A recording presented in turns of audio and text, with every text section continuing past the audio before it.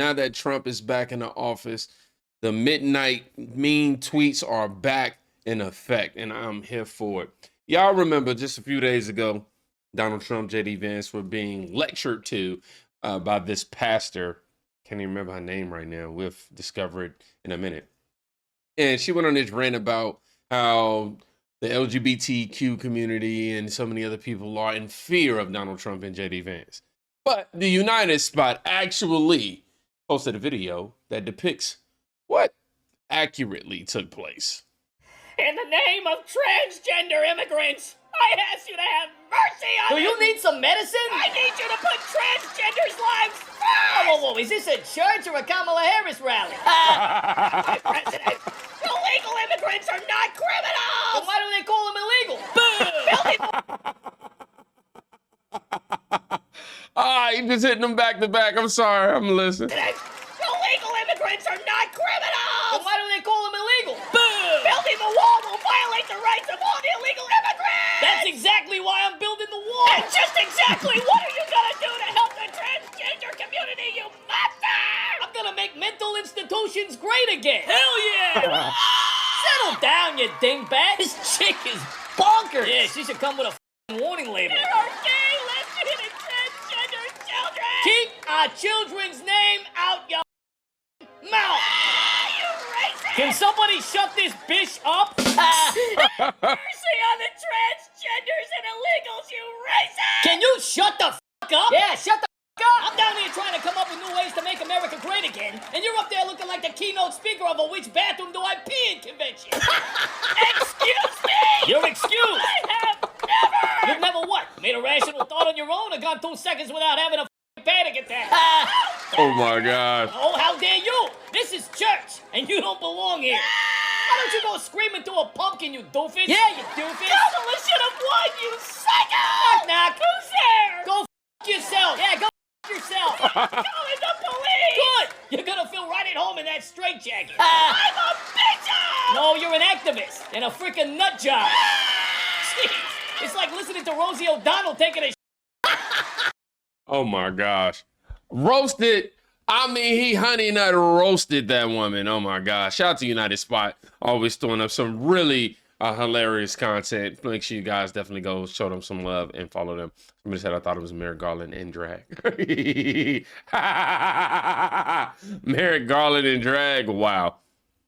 Charlie Kirk wrote, yesterday I joked that Bishop Marianne Eager Buddies, okay, I remember her name now, Buddies, sermon at the National Prayer Service was more like a screed you'd see on The View. I don't know what screed is.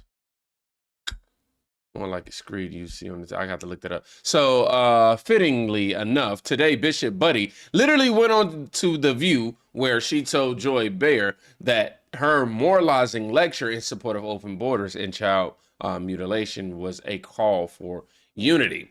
They should give her a permanent spot on the show. Definitely, if she's anything like we see her in that church, she will fit right in. He's also added, I bet I'd be better. I'm sorry. Let me just clean my screen. It'll be better than letting this spiritual leader continue misleading believers. Sorry, y'all, my fault. Moving too fast around here. You know, and if I was editing, I'd be able to edit it out, but y'all gonna see the mishaps her. Thank you. So let me ask you this. You seem to have more fearlessness than anyone in Congress right now, ma'am. What made you decide to use that opportunity for this message, or didn't you have any apprehension about it? My response, thank you, first of all, for allowing me to be with you today. My responsibility that morning, yesterday morning, was to reflect, to pray with the nation for unity. And as I was pondering what are the foundations of unity, I wanted to emphasize respecting the honor and dignity of every human being. No, you wanted it to be catered to a specific group.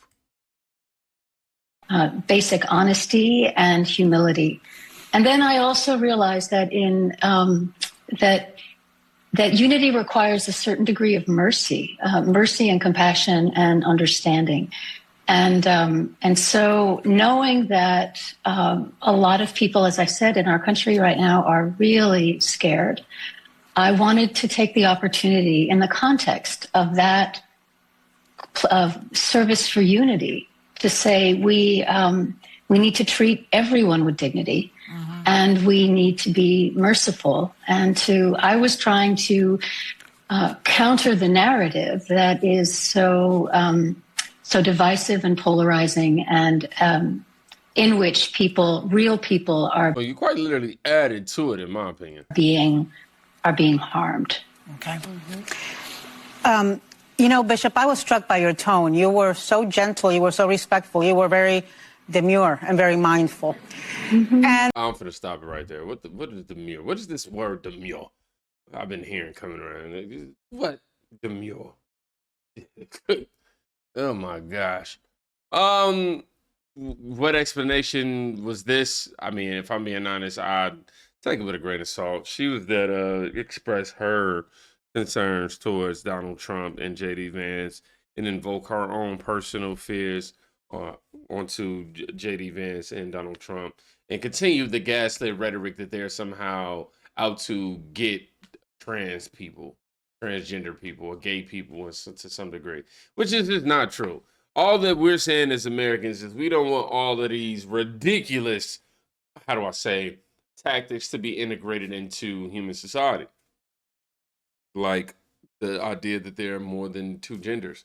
The idea that there's something different than man and woman, right? You know what I mean? The idea that you want to put these trans shows in schools and, drag shows in schools, I'm sorry.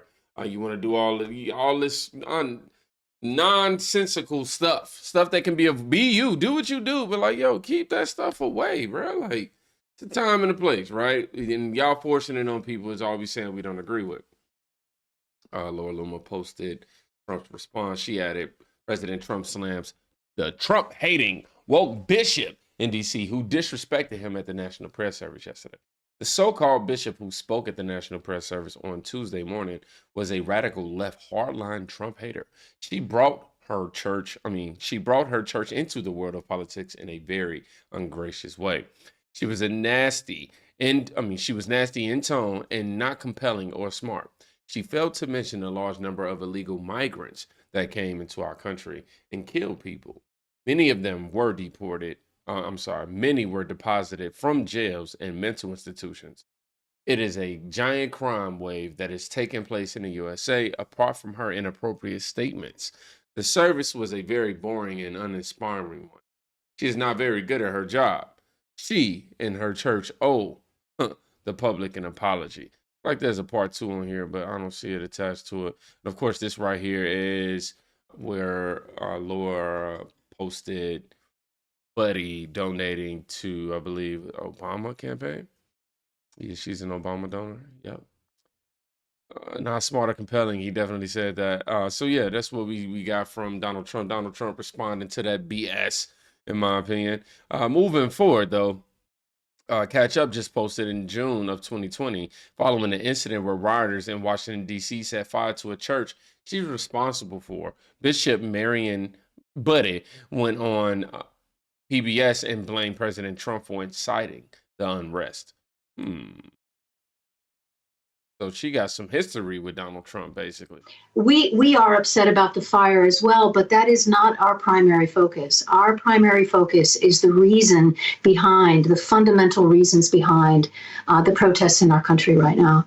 There is a deep desire for the fundamental issues at stake brought to light by the murderous death of George Floyd and the countless others that we've witnessed in this long string of violence against Black and brown people, that needs to be addressed in a systemic, fundamental way in the from every police department in the country and the vigilante civilian actions that are taken. The gospel of Jesus and the teachings of the scripture are antithetical to the messages that he is communicating and the way he's responding to people in this moment, and that there is no spiritual mantle of authority for the actions that he had just moments before said that he would take. You told the Washington Post yesterday, and I'm quoting, everything this president has said and done is to inflame violence. We need moral leadership, and he's done everything to divide us.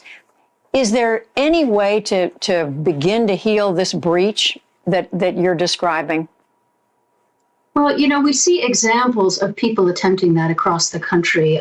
The police officials and officers who are moving into the crowds to speak to them, the people who are acknowledging pain and seeking to make fundamental change for the good of the nation, and in particular for the safety and dignity of Black and brown people in this country. So yes, there are any number of steps that any one of us can make, including the president, to heal the breach, but it isn't by inflaming emotions. It's trying to bring them down and trying to offer a word of unity rather than division.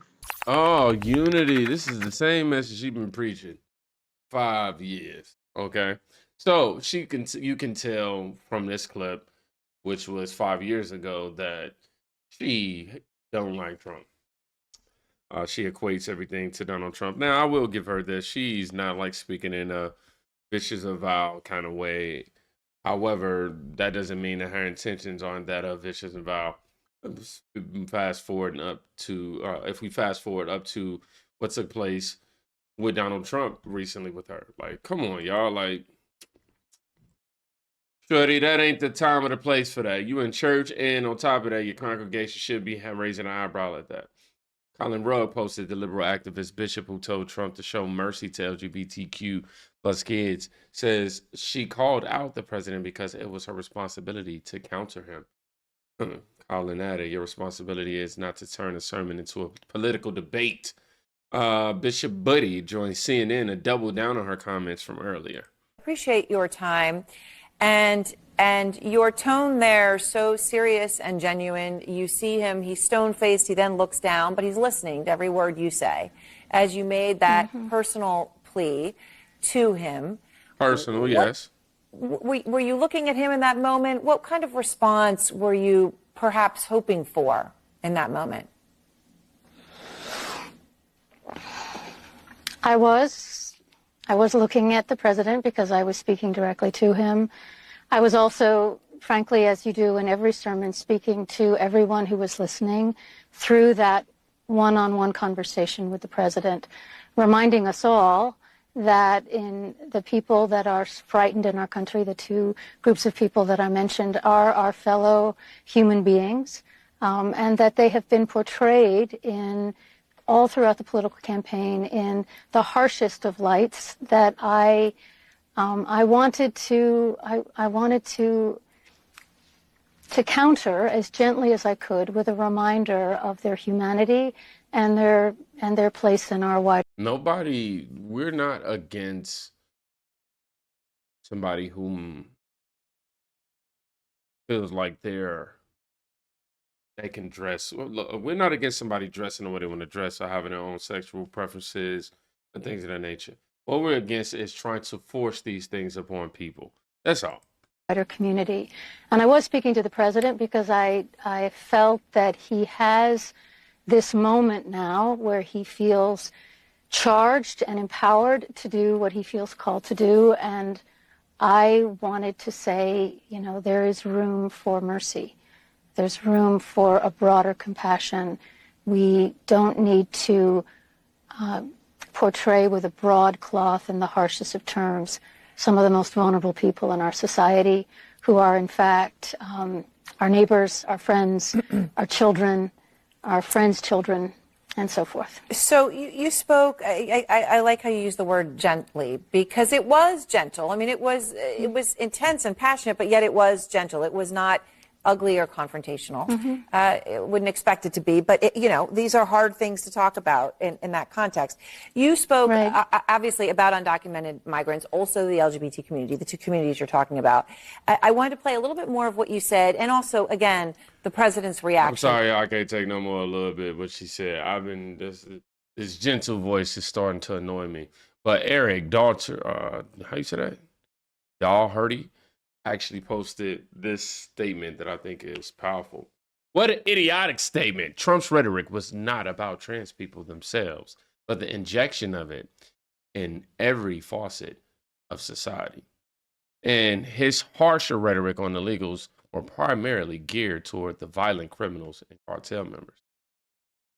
This mentally deranged person really should be nowhere near the position she holds. I agree.